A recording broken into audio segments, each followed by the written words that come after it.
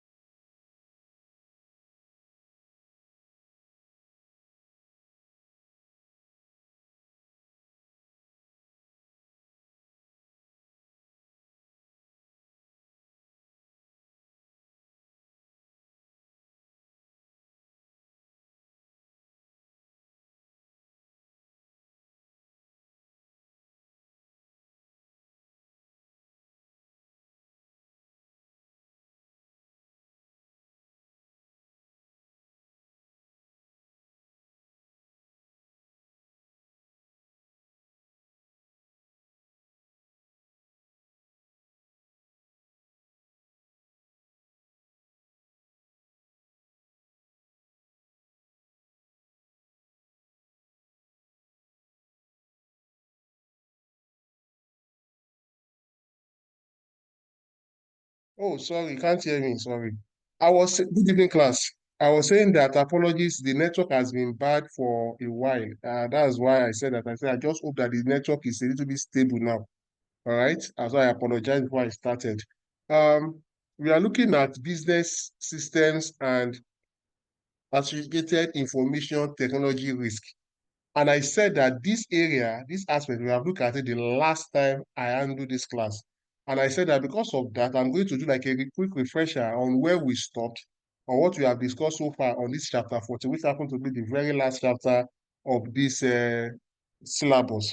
Okay, and I said that we talk about a business system. A business system, I said, refers to the interrelated component of activities driving exchange of values between interacting parties and arising from the exchange of goods and services. So what you need to understand, talk about a system.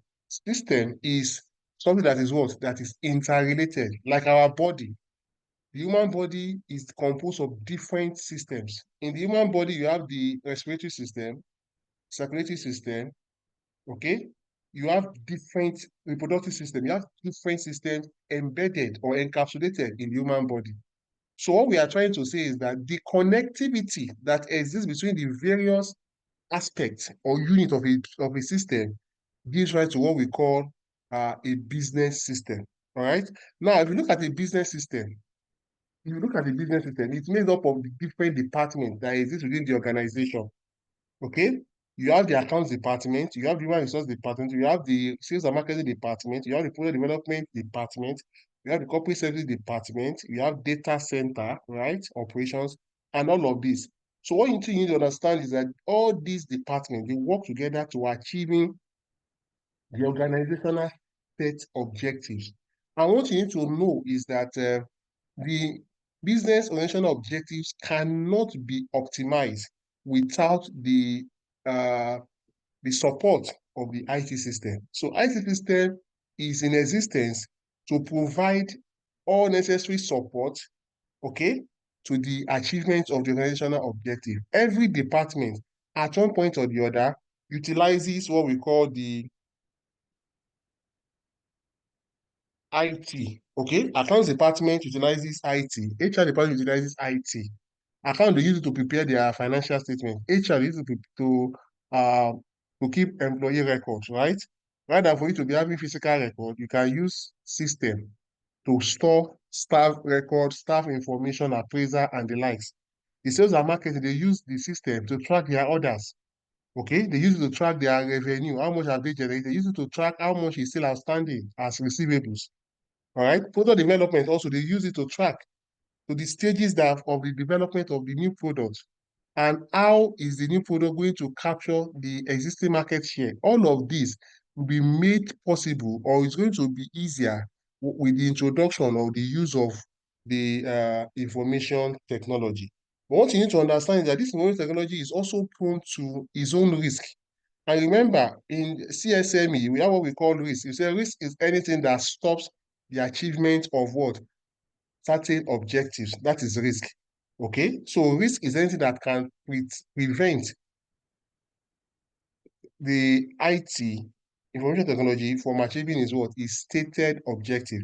So these risks are, if they are unchecked, right, they can lead to devastating damages within the what organizations. Okay. Now, also you also need to understand that IT itself has introduced a number of new technologies into the sphere, because the work environment. There's what we call cloud computing accounting system. And this one is not far-fetched because you are aware or you are conversant with accounting software or accounting systems. Okay. Now we have accounting softwares, we have the ERP. Now the accounting softwares, they are those applications that that the account department use, okay, to be able to prepare financial statements, be able to prepare journals, right? To be able to treat transactions. Okay. Now, what you need to understand here is that before now, the accounting systems, which we call the accounting packages, example, we have the Tally, right? We have the QuickBooks, right? We have the Tally, we have the QuickBooks. and we have several others, but these are the prominent ones amongst them. You will agree with me that these accounting systems, before now, they used to have their server that is existing on the premise, and that is in the business environment. They have a server room, right? But gone are the days now. Most organizations are phasing out this server room because what implies is that once you are outside the server environment, you will not be able to access resources on the server. So there is a limitation. Now, to be able to break this limitation, there is need for the accounting system to be stored in the cloud. So when it's stored in the cloud, what that implies is that at any point in time, online real time, you can have access to your resources that is stored or information that is stored. You can retrieve information from the server wherever it is stored online real time. And that is one advantage of this cloud-based computing. Okay.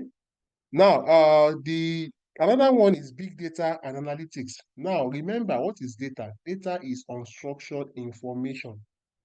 Now, with the new technology in IT spectrum, you've been able to analyze big data into something that can be utilized for strategic decision makings.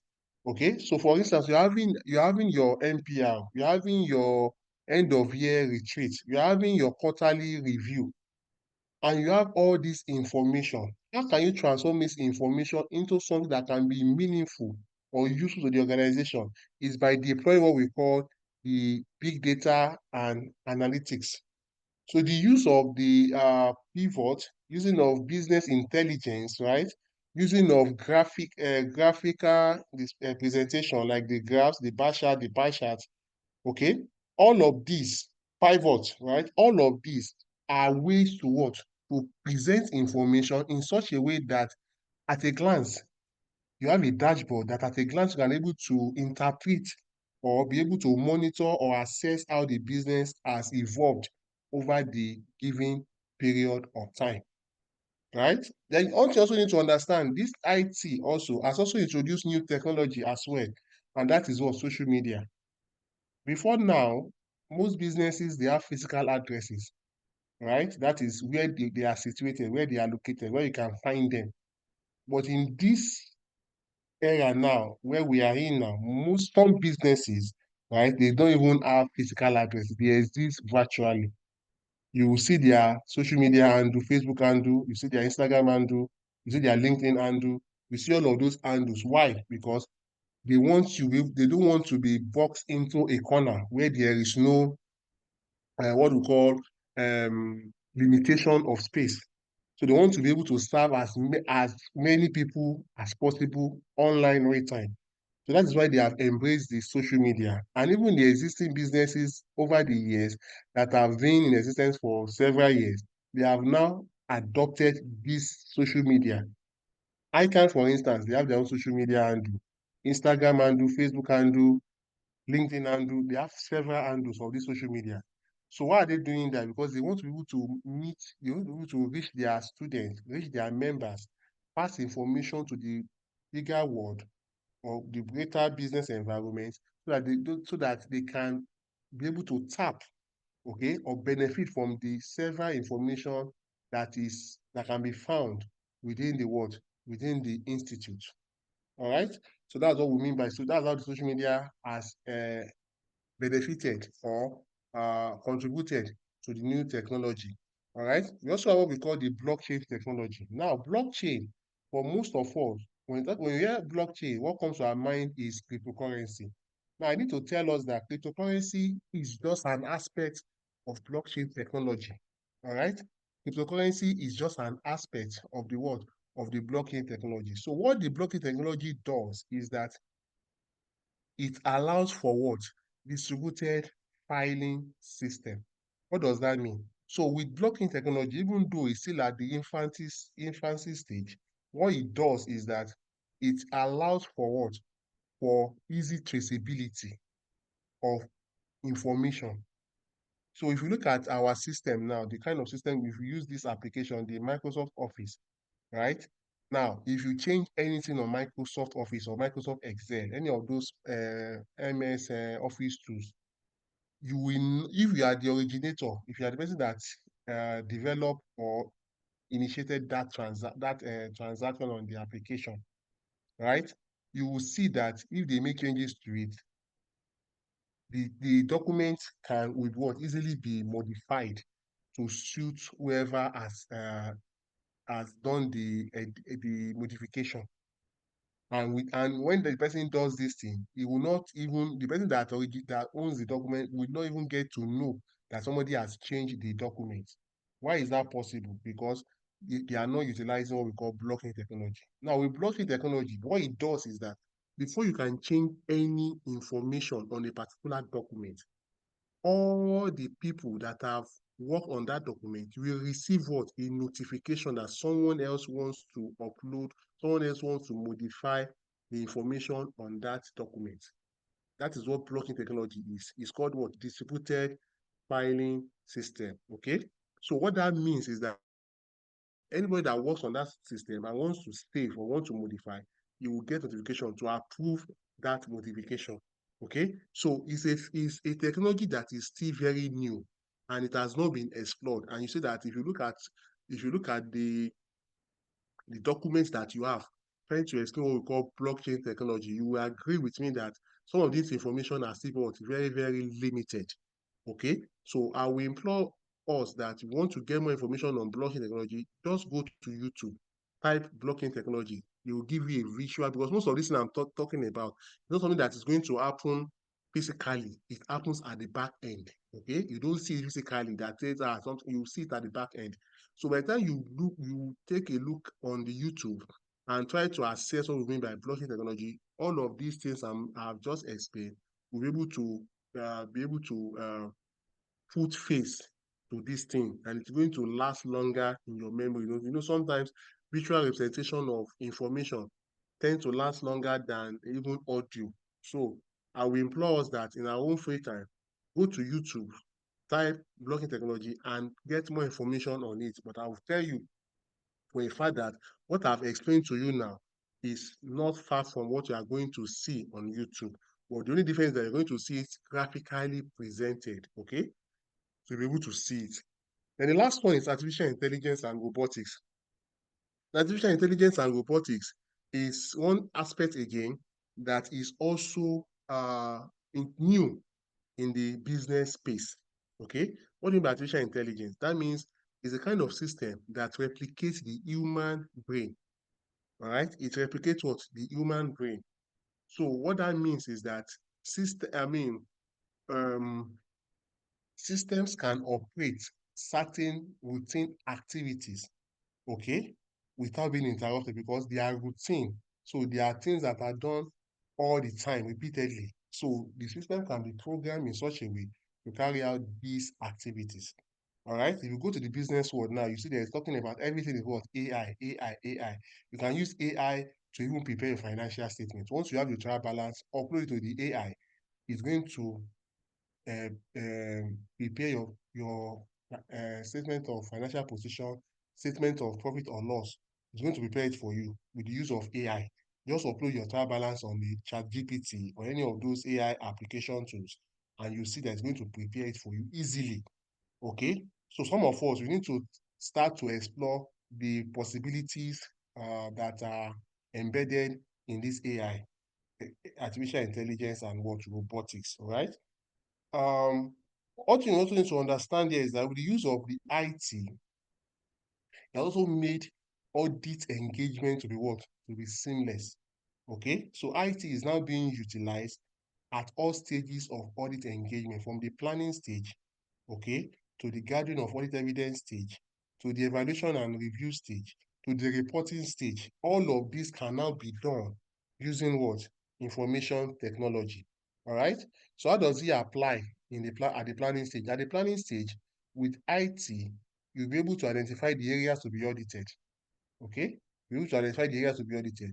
You can use the IT to set up what? The team, audit team. What does that mean? So that means that your IT has already been uploaded or filled or populated with information about the staff competencies, their work experiences, their capabilities, and all what have you, right? So once you want to go for any engagement, what you just need to do is just to put the right syntax, computer instruction to the system, and it's going to develop or set up an audit team that will go, that believes to have the best competence to embark on such audit engagements. Okay. Then also, assigning responsibilities to each other is also possible with artificial, I mean, information technology. Also with time, okay, you also need all of these can be utilized using the information technology. Another area that you can use information technology is the audit risk assessment. Okay, so you want to carry out an assessment of your client business. What you need to do is to utilize your audit software, all right, and you write instructions on what you need. So with that instruction, you'll be able to generate both qualitative and quantitative information as relates to what the client's business environment. So you'll be able to know what are the quantitative, those um financial ratios, okay, all those figures, financial ratios, trend analysis, you'll be able to get that. And it has to do with qualitative. You want to see whether they have existing internal control, whether the internal control is weak or strong. With the introduction or with the use of the audit software, all of this information, because the audit software has checklist, okay? It has checklist. So once you able to, it gives you the checklist, you take the checklist of what is available.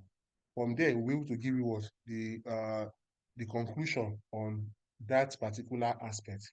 Also, with the IT, you can evaluate the internal control system. How do you do that? By the use of what?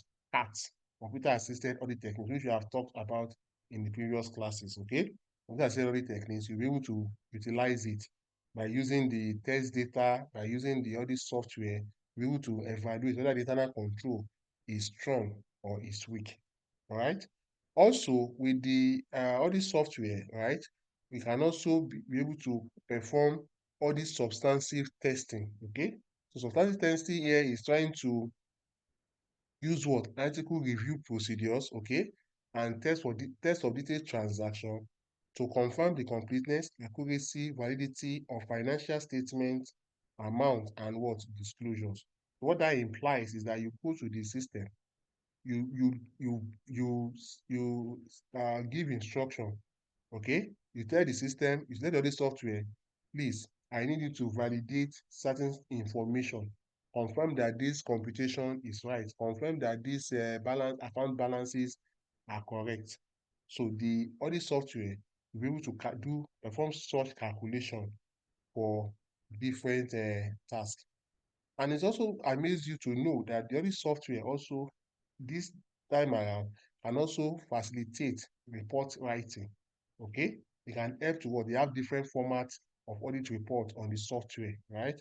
So by deploying by exploring the software, audit software, we're able to utilize the best template for your audit report based on the system, based on the system or the client environment that you have audited. So you can utilize the audit software for all of this. All right. Any question, class?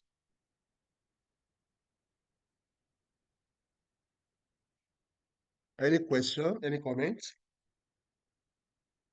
Okay, we proceed to another area. This was also discussed last time. That is types of information system. Okay.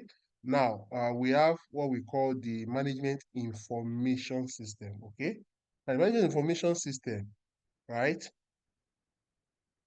is comprises of what? Records and files, okay? Storage, retrieval, archiving of information, okay, on the system within the what? The business environment. I take it again. We talk about management information system. You're talking about activity associated with organizations, movements, and management of information. Information such as what? Record, files, file creation, storage, retrieval, and archiving of activities. Okay. within the what? Within the what? The business systems. Okay. So the management information system is divided into as different types. One of the types of management information system is transaction processing system. Is a type of what? Management information systems. What does this do? So this represents application software designed to process daily business transactions. So everything that you do on a daily basis can be utilized by this transaction processing system. Is just a type of the management information system. Another type of management information system is executive information system. As the name implies, is for the top management, okay?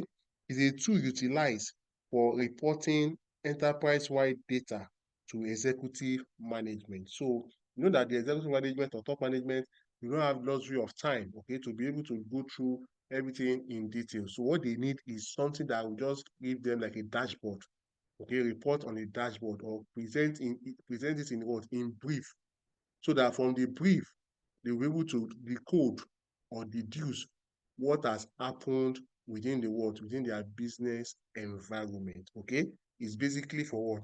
For top management or executive management. Then we have the last one, which we call the decision assistance system. Like I said, this is also a type of what? Management information system. Okay, this is used to assist in making decisions within the organization. So rather than for you to be spending time, okay, brainstorming on how to resolve certain information or certain issues, right?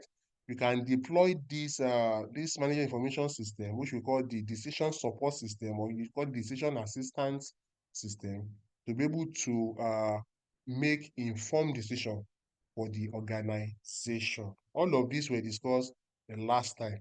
Then another thing that we need to also look at is the what? Information technology risk. I've talked about information technology risk, okay? Examples of information technology risk, okay, that's our IT system is prone to this risk. Number one, hackers. Somebody can hack your system. And when you mean by hacking, you mean that somebody has unauthorized access, okay, to your system, okay, and thereby um taking vital information from the system or preventing access to the system until money is what? Is exchanged. You give money, okay? Somebody hacker now, what that mean? If you look at your WhatsApp, somebody can hack your WhatsApp. What will they try to do? They will hack your WhatsApp and you'll not be able to have access to all your information. Okay. Now that is for WhatsApp. I'm not trying to relate it to you, but for system, when they hack a server, a company server, most times once that happens, they are going to hold the organization to what? To ransom, because they tell you that you have to give money. About a month or two ago, something similar happened at GT Bank, even though it was an alleged incident, okay, where the depositors, customers of GT Bank could not access their online application, okay, for some minutes, I think for some minutes or for some hours, they couldn't. And people were speculating that hackers have hacked into the GTB, GTCO accounts. Okay, so all of this is an example of what was an alleged, but they came out and said that they refuted it, that was not what happened. Another type of risk that they are also faced with is what we call insider fraud. That is IT risk. So a member of staff will use the employer's computer system to alter sensitive data for unlawful benefit. So because you're a staff, you have access to information on the server to a large extent, right? So you can now tweak whatever information within the on the server, okay, to achieve your selfish or to achieve their selfish objective or motive. Okay, we call it insider fraud. All right.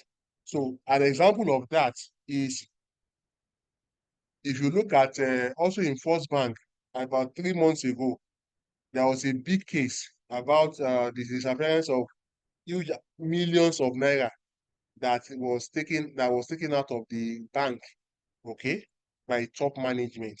So what did that person do? The person utilizes the information within his disposal to take money out of the system.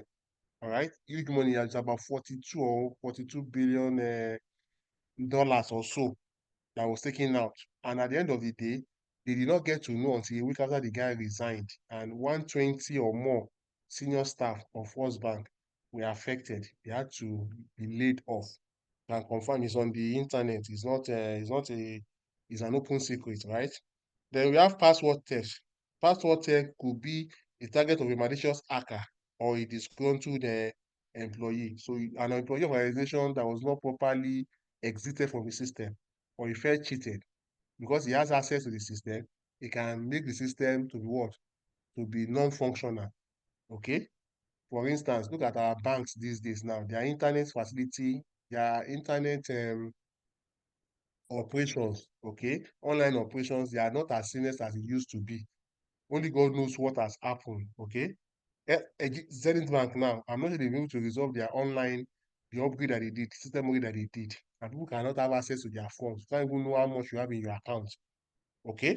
I'm not saying that that's a password yet. I'm just saying that it could be because you could not, you know, you don't have access to your account. You don't know how much you have. Some people are not able to receive their salary. You cannot access their salary, their funds, okay?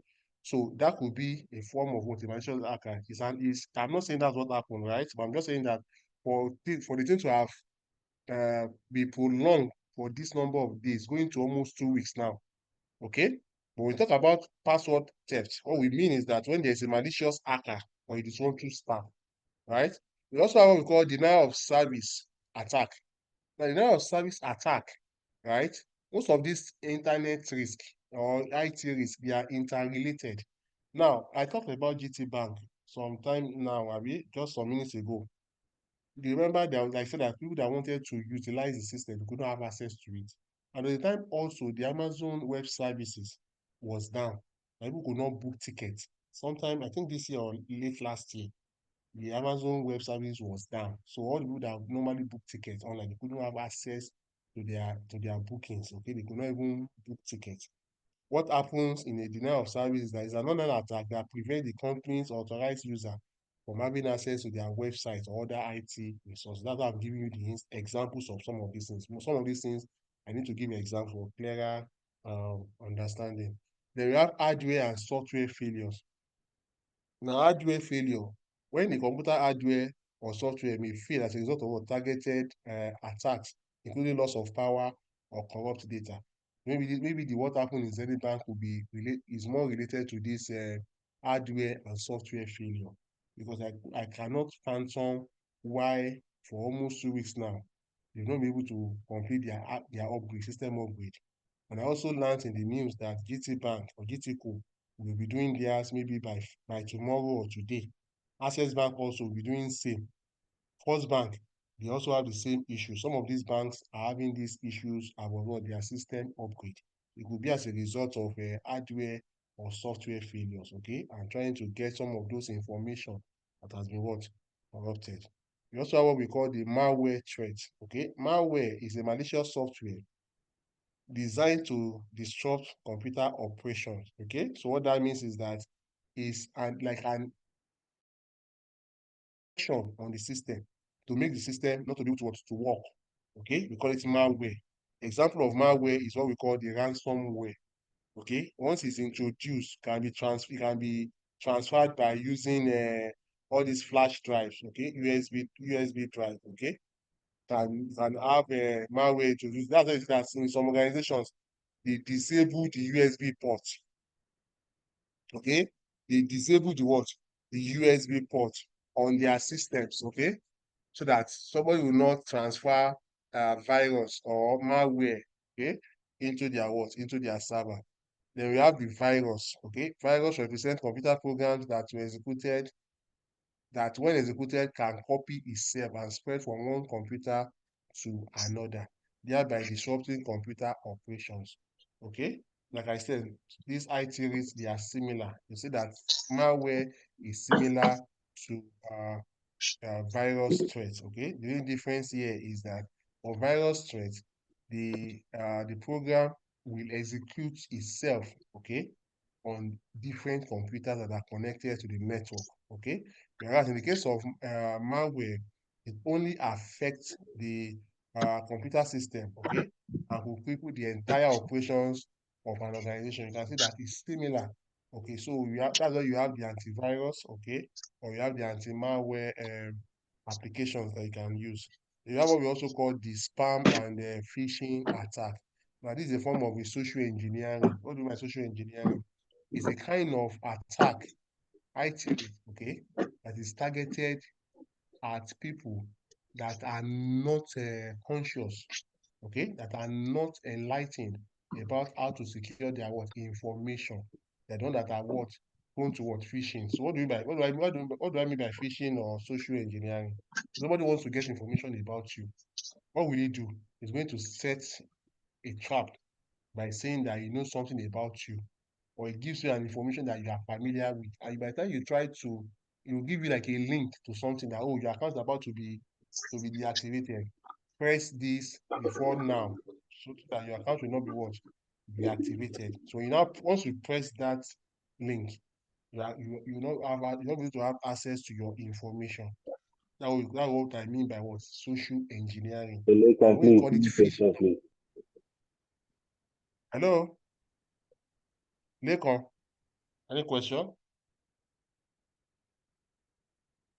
So like the word you have there, fishing, just like it's just they just change it to ph. It's similar to fishing, to fish in the water. Somebody is trying to get information from you through a what? Through pretense. Okay, that what we mean by fishing. They have natural disaster such as flood. You know, flood is happening in US now, Florida. I think is it Hurricane Milton or so? It's happening in Florida, in America now that so many houses have been flooded, computer system destroyed, vehicles destroyed, all of this, okay? They are natural disasters. All right. So how can we manage this risk? How can we manage, how can we manage this risk? Number one, the first thing, before you can manage any risk, the first thing that you are meant to do before you can manage any risk, the first thing that you are meant to do is to identify the risk. If you don't identify the risk, you don't be able to do anything. The first thing to do what? Identify the risk. Remember your um, risk management. First thing is what? Risk identification. You need to identify the risk. Second thing is what? Assess the risk. You need to what? Evaluate it. To what extent can it affect the organization? Okay. Number three, mitigate the risk. That is, you have to reduce it using what? Existing controls, internal controls to reduce it. You can see I've said it, even in your CSMA class, you were told that um, risk cannot be eliminated. So it can only be what? Mitigated. So you can reduce it by using what? Existing internal control system. Then you can also go about developing response plan. Okay?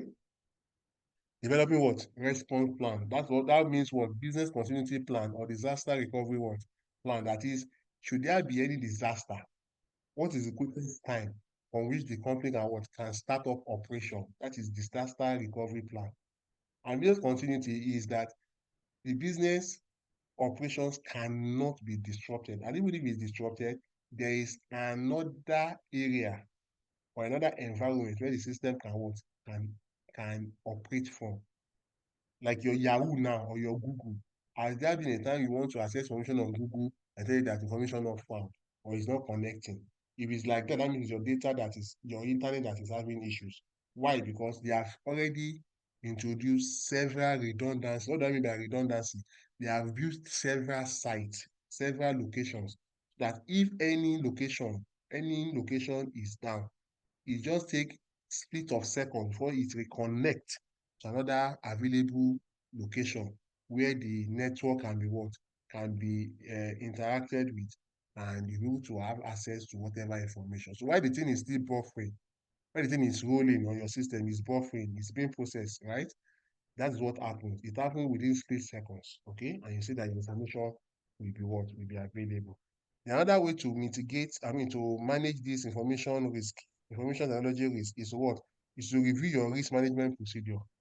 Your risk management procedure needs to be reviewed from time to time because the risk changes, okay? You know, there are different types of risk. You have your high risk, you have your medium risk, you have your low risk. If you don't review your risk management procedures, your low risk can end up within a tick of an eye to become your what? High risk. Okay. So that is what these are the ways you can deal with all those IT risk. Okay. What are other ways you can protect your information system? What can you do to protect your information system? Number one, regular software update. You must always update your system to the latest version. Okay, very, very important, because those patches that are released, if you are left out, your system, there could be what? Loophole on your system. Okay? Train staff on IT policies and procedures regularly. For instance, you have IT policies that say that you must change your password every 30 days. But there's an IT system that says you cannot use USB or flash drive on your system. You must ensure that these things are complied with. Then you must secure your system, server, and wireless with both physical and logical access controls. Physical controls are when you use you make it unaccessible for everybody. You put it there, not for out of bounds to everybody, to unauthorized person. That is what we mean by physical. The logical control means the use of what? Password. Okay, you use password so you can have access. Then the use of antivirus and anti-malware is to ensure that there are no intrusion into the system. Okay, we call it firewalls and intrusion or prevention solutions. Then we have periodic and regular backups. You must always back up your information so that if there is a disruption, you can start from the last backup. Okay, remember your phone.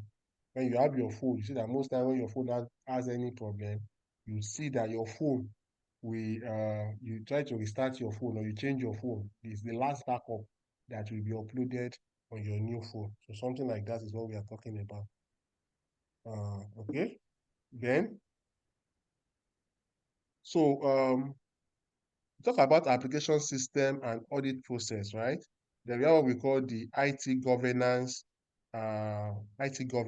So these are the ways to uh, to ensure that your application system is top notch. So you need to put in place IT governance. An example of IT governance is the COBIT, okay, Control Objective for Related Information Technology, COBIT, okay, is a data protection framework that exists at the back end just to what? To secure your information. All right. Then you have the network and telecom services. So you can also carry out network and telecom services as a form of what? Audit. You audit your networks, okay? To be sure that there are no intrusion, external intrusion into your system. Because if you are not monitoring your network, you will not know when somebody will log on into your system, into your server, and be able to take down what? Any information. Okay, then you have system development. So that means that when there are implementations on your system, on your system, you must follow the system implementation change management. Okay, you follow the change management procedures that have been what that have been put in place. All right. Um, they also have what we call information process facility and infrastructure. Right? Then we have IT service management. So you must be able to ensure there is an IT service management team that looks at all your system from at all time, your server, okay, your server, your backups, okay, your on offsite, your on-site, okay, your all these aspects of your system, okay. You look at your all other operations that could be affected by the IT risk. Okay, you carry out all of this. Any question? Any question? Any comment? So we go to the next one. We have looked at the application audit process. Now you are looking at the system audit process. Okay. So there are many basic principles of auditing applications. That is IS auditors that they need to know. Okay. As an IS auditor, who's an IS auditor? Information system auditor. Okay. Must follow the following steps.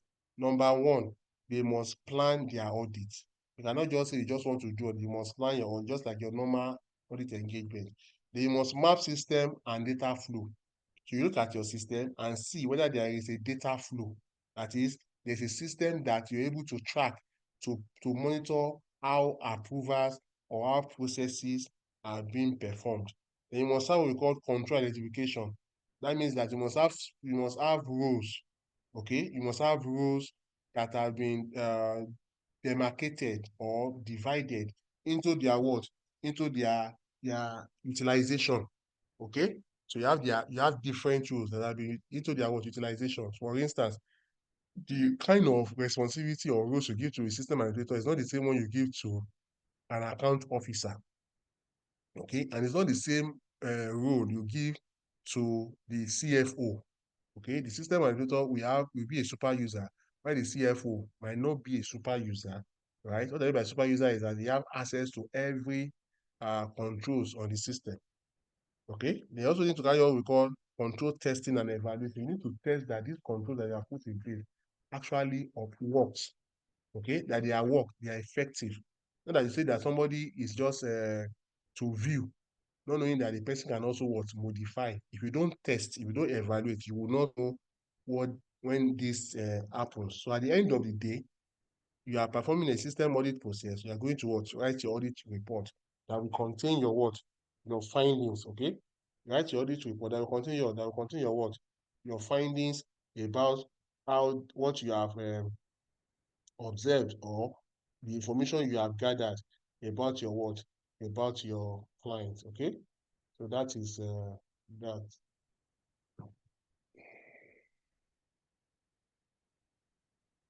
I've talked about the business continuity plan or contingency plan. I've talked about it. Okay, so what you just need to know here is that we talk about. I'll just let's look at it here again. He said that a contingency or business continuity plan, the document that outlines how the business entity will continue to operate in an event of what operational disruption from unplanned incident. That's what I said that time. Okay, so so when that happens, right? There's need for the organization to be able to what? To lay hands on the business continuity plan or the contingency plan to follow through the procedures that have been laid down in the what? In the BCP. Okay. So we are auditing the BCP. You are looking at three stages. You are looking at validating the BCP. How do you validate the BCP? You ensure that it has been approved by the responsible parties, mostly by the top management. Okay. Number two, you are going to verify the preventive measures to ensuring continuity. Check that the preventive measures are what are adequate. Number three, you need to examine evidence about the performance of activities that can ensure continuity and recovery. All right. So those are the areas that are going, the components of the audit of the BCP. All right. Now, the BCP audit itself involves the following steps. Number one, obtain and review a copy of the contingency plan to determine it is complete and approved by management. Right. Number two, you review the organizational chart and business process analysis. Number three, require from the management to ascertain their level of involvement and knowledge about the plan. Number four, review the assumption made to determine if they are reasonable and consistent with the type of business. Okay. Number five, review the business impact analysis and inquire if the recovery time objective and recovery point objective have been what identified. Okay. What do you mean by point with recovery time objective? So what that means is that you have said that you are going to come back within you're going to come back if there's a disruption, you come back within 24 hours. You want to ensure that within 24 hours you're able to come back. Okay. The recovery point objective, you are saying that, oh, the system will be available at 99%. Okay, you cannot say that system will be available at 100%. For instance, now you have an ISP, internet service provider, and they tell you that they're going to give you internet facility 100%. That cannot be possible because there are times when there will be disruption. So if they have if you look at their signed SLA with the ISP, internet service provider, you see that they always put these measurements there, these parameters there, that they will be available for 90 something percent. They never put 100% there. Even the Starlink that is being popularized in Nigeria, being used in Nigeria, they cannot put 100% there. you put 90 something, whether 99 or 98 or 97, to give room for what? Unexpected incidences or unexpected instances, okay? So that is why it is like that. Then you compare the recovery strategies with the result of the BIA to determine if they align. That's what I said. You say you're going to come back within 24 hours. Are you able to come back within 24 hours? Like Zenith Bank now, if they truly have this BCP, is able to resolve this matter. You look at their BCP, you are going to come back within 2 days. Now it's over, going to 2 weeks now. What is the issue? That means that the recovery time objective and recovery point objective have not been met. And that is why the customers are what? Are not happy. All right. The next one, inquire for management to confirm if the emergency coordinator has been appointed to discuss with him and his rules. So somebody must be appointed to take charge of this business continuity plan where it eventually occurs, okay? Then they will have discussion with the person, whether the person actually understand the kind of role that he has been assigned to what to perform. Then identify personnel with critical roles to perform in the plan and discuss with them to confirm their level of awareness and readiness. So aside from the emergency coordinator, all other personnel that are playing key roles within the BCP will also be interviewed and confirm whether they understand the roles that what they perform. All right. Then they need to verify the backup tapes with respect to backup logs and labeling of the tapes. They must ensure that the backup tapes are properly labeled. For instance, now you want to label, let's say 11/10/2024, and you now have the next day, it's supposed to be 12/10/2024. You now have 11/10/2024 two times. What that means is that if there is a disruption, there's going to be issues as to what, how they're able to come back, okay, how they're able to what, to use the backup, because you have two backups, you don't know which one is which. That's what they mean. So they need to verify that they have been properly what, labeled, okay. Then they will need to also verify the maintenance and testing logs of all the key equipment, such as the power generators, the UPS, fire control equipment, air conditioners. All of this must be checked, okay. Verify if the BCP has been tested. For every BCP business continuity plan, for it to be effective, it must be what? It must be tested. If it's not tested, it's as good as not non-existence. But ensure that it's what, it is tested. Then review the BCP documentation to ascertain if they have been reviewed and updated in recent time. It should not be um, just for to be prepared just once and forever. It must be updated from time to time to reflect the current practices within the business operations. Okay, all of this will be discussed. And it's what we call another thing we also call system vulnerability audit. Okay, business vulnerability audit. So what that implies is that if you look at if you look at system vulnerability audit, what it means is that it identifies security risk on an enterprise information system and network. So somebody with what would they do?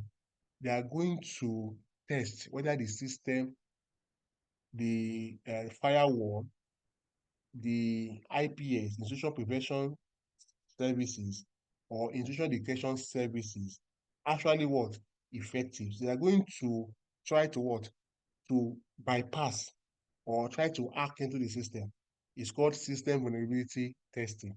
It's done by ethical hackers. You know, there are two types of hackers. We have the black hackers and we have the what? The white hackers.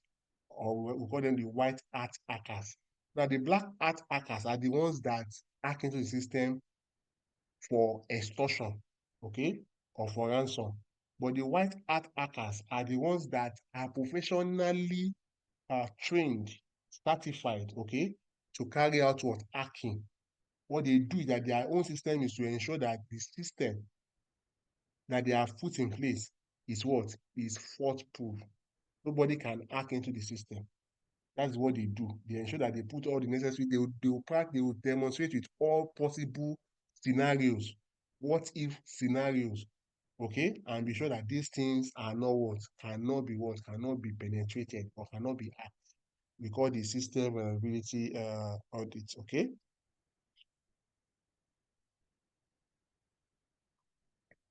So these are the procedures for vulnerability audit. Number one, most information system auditors will conduct an on-site vulnerability audit that includes the following procedures. Okay.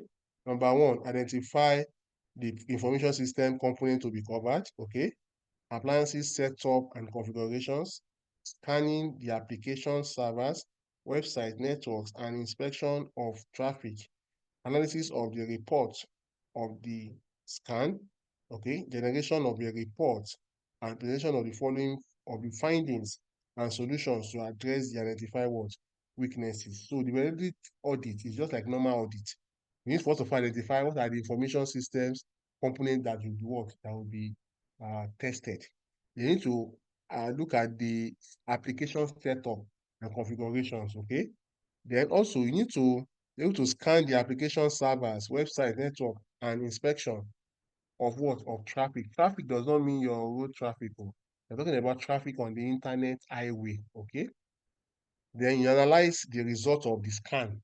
That is after you test the traffic on the information highway, okay? Then you generate a report, okay? And that report is presented to what? To management, where there are what? Where there are weaknesses, all right? That is what is done. Then we have the next one, which we call the data center audit. Data center audit, okay? Now, what do you mean by data center audit? Now, data center, let's first of all understand the data center. Now, look at your MTN. Let me try and break it down so that you understand it. Look at your MTN, your Airtel, your Glo, and the likes. Imagine them having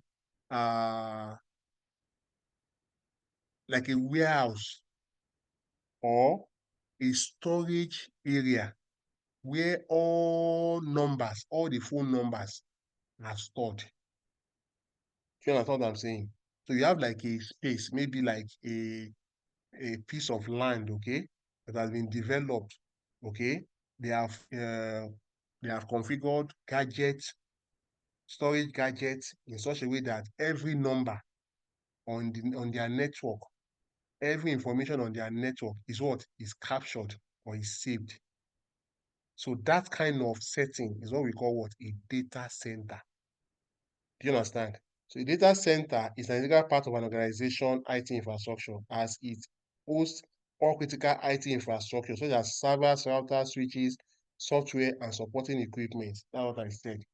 So imagine like you having a whole house or let's say a whole building that has been developed or configured to store information about an organization or about a system, all right, or an application.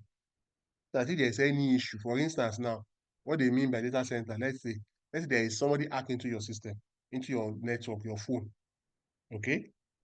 With this in place, they can track who is the person that hacked into your phone because they will be able to trace back to see the timestamp of when these things occur. That's what the data center is.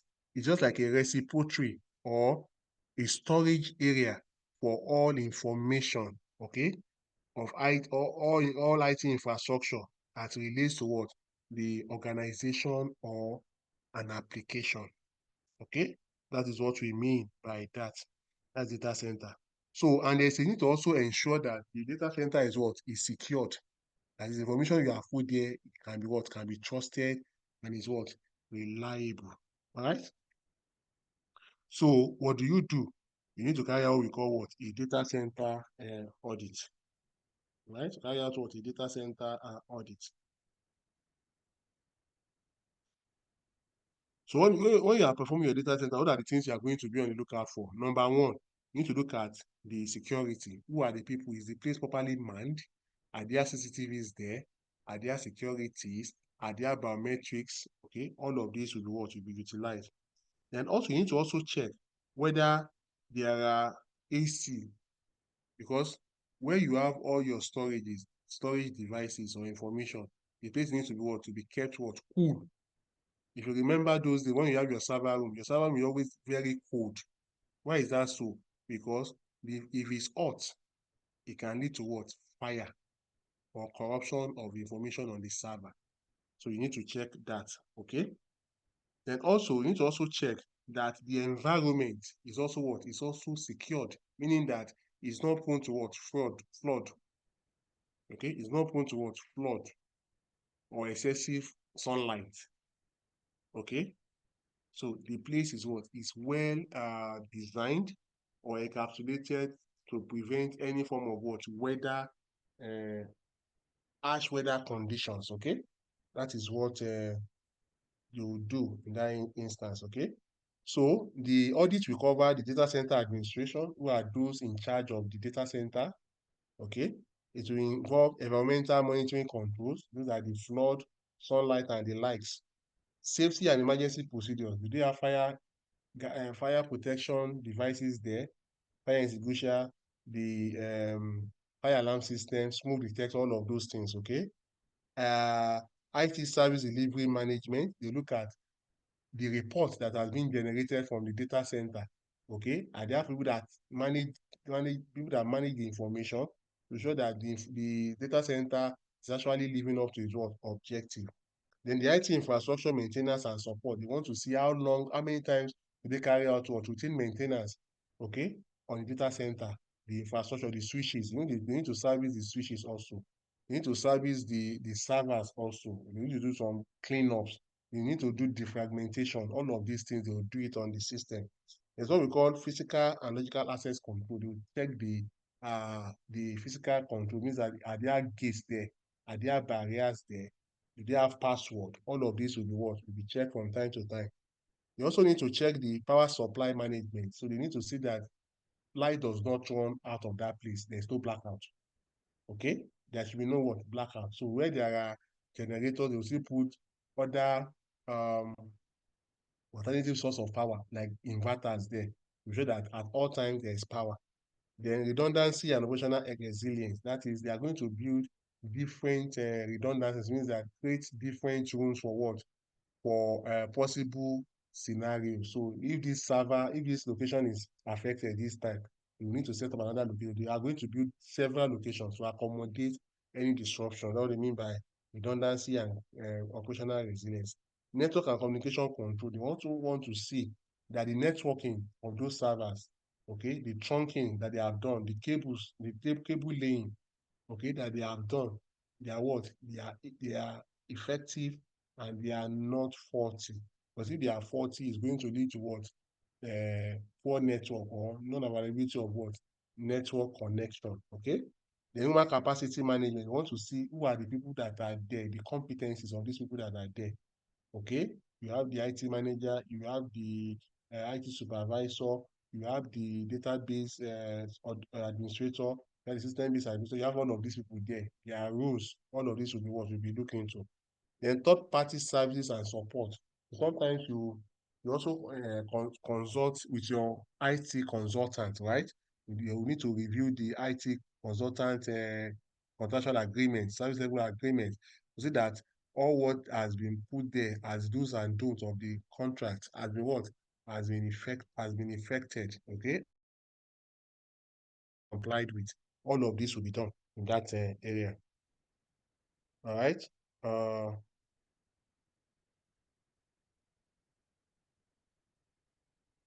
So any question? Any question? Any comment? If there are no questions, we need to change to I'll need to change the device I'm using for continuity, okay? So in case it goes off, I'm going to switch to another device. So apologies if that happens, okay? But we still have some time. So Hello. let's continue. Yes, I'm with you. Good evening, sir. Sir, Please I go just ahead. joined the class not too long, but I can't find the material Okay. for this. Is this a kind of revision? Have we treated this No, part the before? material has been sent. We used it last time now. The last time I had the class is there. What Okay, I I will was do not. is that I will look. You're not in the last class. Yes, Did I you was just not. join? I did not just join, but I was not. I didn't participate in the last class. I didn't Okay. join you And guys in the last. if you look And at the I'm material, sorry. I is also there. want to ask, I'm with sir, you. Please go ahead. concerning our Go ahead. material, the AA Yes. material, I have Yes. not got mine. I don't know if they've not shared it. A material. Yes, the hard I'm copy. listening to you. The hard copy The hard material, sir. copy. Yes. You might need to request on the what's it called? On the after the class, just put on the WhatsApp, okay? That you need the hard On copy. the, Whoever is in charge will get back to you. I don't know if they've printed some because this hard copy they were supposed to print. And since That's what then I'm we've not saying got now. It's been submitted. It's been submitted. when, It's sir? been submitted. No, you don't understand. The management have it. Like what I said, at the end of the class, or even now, we can put it on the platform that you need the hard copy material. Somebody will get back to you. Okay, sir. Mhm. Thank you. Any other question?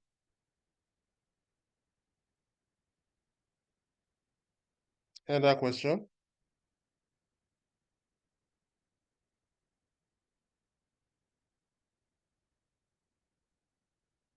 Okay. There are no questions again. Okay. So let's continue. I've talked about the big data analytics. I've talked about that. All right. I've talked about artificial intelligence. I've talked about that. All of these I've talked about them. So you can see I've talked about all of these things, right? So all of these are what I've talked about. So we are done with this class. Does anybody have any question? Any question? Any comment? Any observation?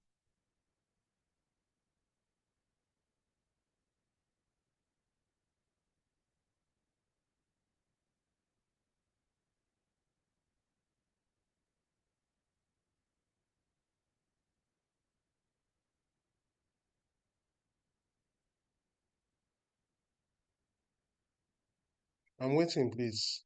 Anybody have any question, any observation?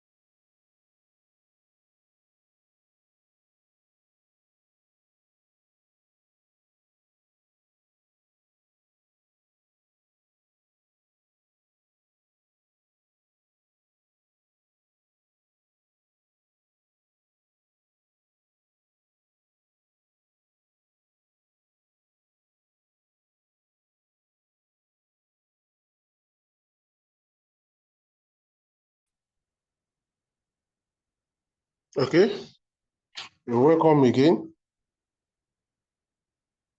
You're welcome. So like I was saying, we've come to the end of that paper, that chapter. If there's any question, I believe I've shared this on the platform. If I've not shared it before, I'll share it later. Okay, I'll share later today or tonight, that you can have any discussion about this. If there's any question, please, we still have some time, okay, to couple up or to get to be able to ask questions, clarification on those areas that has been covered on this chapter. Is there any question? The floor is open. Any question, any comment?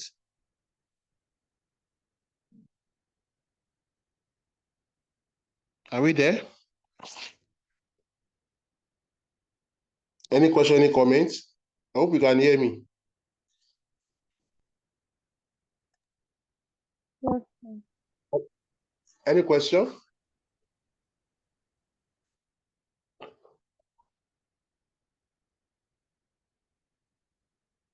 Are we good?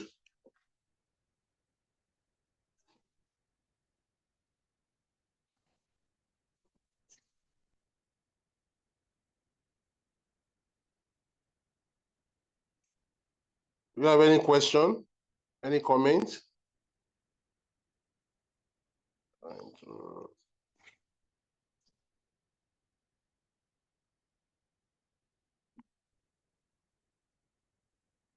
Someone should please respond, please. Are we good? Is there any other area that I've looked at those things? Are those any other areas?